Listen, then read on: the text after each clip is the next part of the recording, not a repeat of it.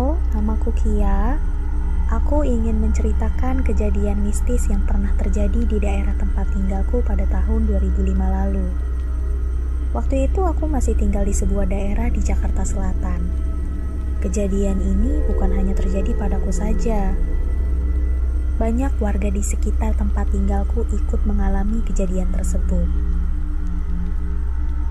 Di daerah tempat tinggalku terdapat sebuah lubang besar bekas galian proyek. Lama-kelamaan, lubang tersebut terisi oleh air hujan dan menjadi kubangan. Warga sekitar banyak yang menyebutnya sebagai kobakan. Air yang ada di kobakan bisa dibilang cukup bersih sehingga banyak warga yang kemudian memanfaatkan kobakan tersebut. Ada yang memakainya untuk cuci piring, cuci baju, hingga mandi. Bahkan para pedagang keliling yang melintas di daerah sekitar rumahku banyak yang sengaja mandi di sana ketika cuaca sedang panas. Semua kegiatan itu dilakukan di pinggir kobakan. Tak ada yang berani ke tengah karena diperkirakan kobakan itu memiliki kedalaman hingga 30 meter. Kejadian mistis yang dialami aku dan warga sekitar berawal dari kobakan itu. Suatu ketika warga sekitar digegerkan dengan penemuan peralatan hordeng di pinggir kobakan. Di samping peralatan hordeng ditemukan pula sebuah topi dan sepasang sendal.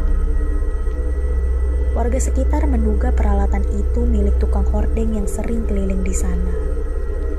Namun saat itu warga sekitar tak melihat keberadaan tukang hordeng di sekitar kobakan. Warga saat itu menduga tukang hordeng tenggelam saat mandi di pinggir kobakan. Di sekitar kobakan tinggal seorang warga yang dituakan di daerah sana. Banyak yang bilang orang itu memiliki kemampuan supranatural dan merupakan kuncen kobakan. Kuncen itu kemudian menghampiri warga yang tengah kebingungan mencari keberadaan tukang hordeng. Kuncen kemudian menyuruh semua warga diam agar ia bisa melakukan penerawangan di sekitar kobakan. Kuncen itu duduk bersila di pinggir kobakan sambil merapalkan sesuatu di mulutnya. Tak lama kemudian ia kembali berdiri dan mengatakan bahwa tukang hordeng sudah tidak ada. Dia menyebutkan tukang hordeng tenggelam ketika mandi di siang hari kemarin. Menurut pengakuan sang kuncen, tukang hordeng itu ditarik ke tengah kobakan oleh sosok hitam penunggu kobakan.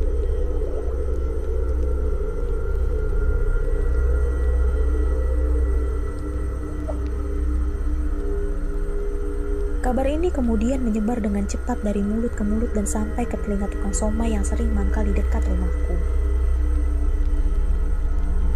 Ketika mendengar kabar ini, tukang somai tiba-tiba pingsan. Sebelum pingsan, kami melihat wajahnya sangat ketakutan ketika mendengar kabar meninggalnya tukang hordeng. Ketika sudah siuman, tukang siomay kemudian menceritakan apa yang membuatnya ketakutan ketika mendengar kabar itu. Menurut pengakuan tukang somay, 1 hari sebelumnya ia sempat bertemu dengan tukang hordeng.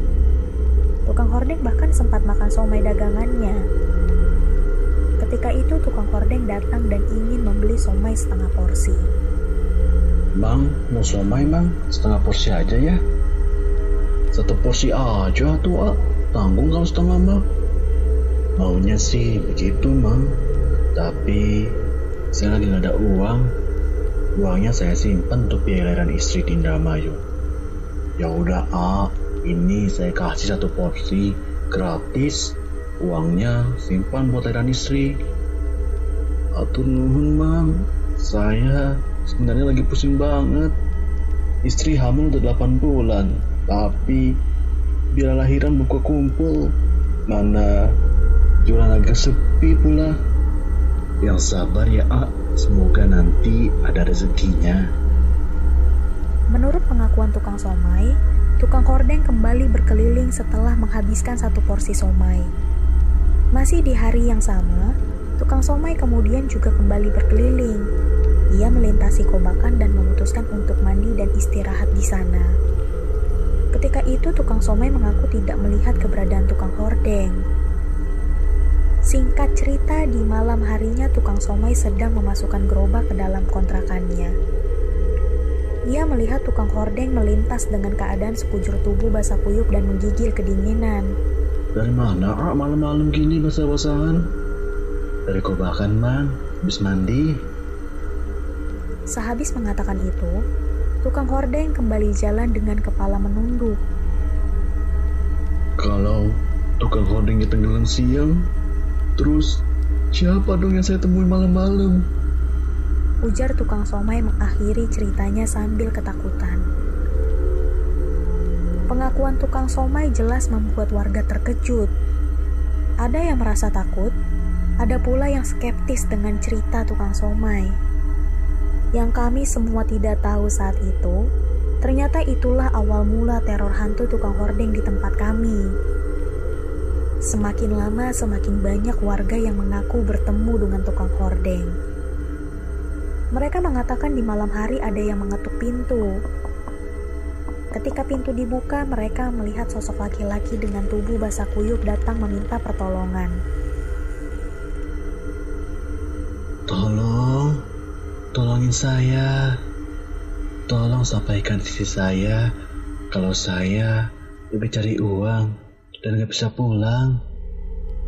Ayahku pernah bercerita bahwa ia juga pernah bertemu dengan hantu tukang hordeng. Saat itu ia dan teman-temannya sedang berbincang-bincang di depan rumahku. Sampai kemudian ada sosok laki-laki basah kuyup lewat depan rumahku. Punten, ucap laki-laki itu. mau kemana bang malam-malam? Tanya ayahku.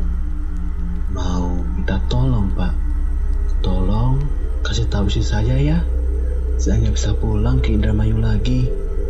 Setelah itu sosok tersebut langsung jalan dengan kepala menunduk. Ayahku dan teman-temannya kemudian saling tatap dan sama-sama paham bahwa yang barusan melintas merupakan hantu tukang hordeng. Akibat teror yang semakin meresahkan, warga memutuskan untuk ramai-ramai menggelar pengajian di rumah kuncen Kobakan. Kebetulan rumah kuncen memang dekat dengan Kobakan. Namun ketika pengajian berlangsung, warga dikejutkan dengan siraman air yang berasal dari Kobakan. Tak hanya itu saja, tempat pengajian juga dilempari oleh sampah yang ada di pinggir Kobakan. Karena ketakutan, banyak warga yang langsung lari ke rumah masing-masing. Setelah pengajian, keesokan paginya sang kuncen menebarkan sesaji ke dalam Kobakan. Menurutnya mungkin hal itu dapat menenangkan arwah yang gentayangan. Aku tak tahu kapan persisnya teror hantu hordeng berakhir. Namun setelah pengajian diadakan, perlahan-lahan gangguan yang meneror warga sekitar mulai berkurang. Podcast ini diproduksi oleh Extertainment. Dukung kami untuk terus berkarya. Dukungan dapat dilakukan melalui link Saweria di kolom deskripsi. Jika kamu memiliki pengalaman serupa, jangan ragu untuk berbagi cerita. Terima kasih dan sampai jumpa.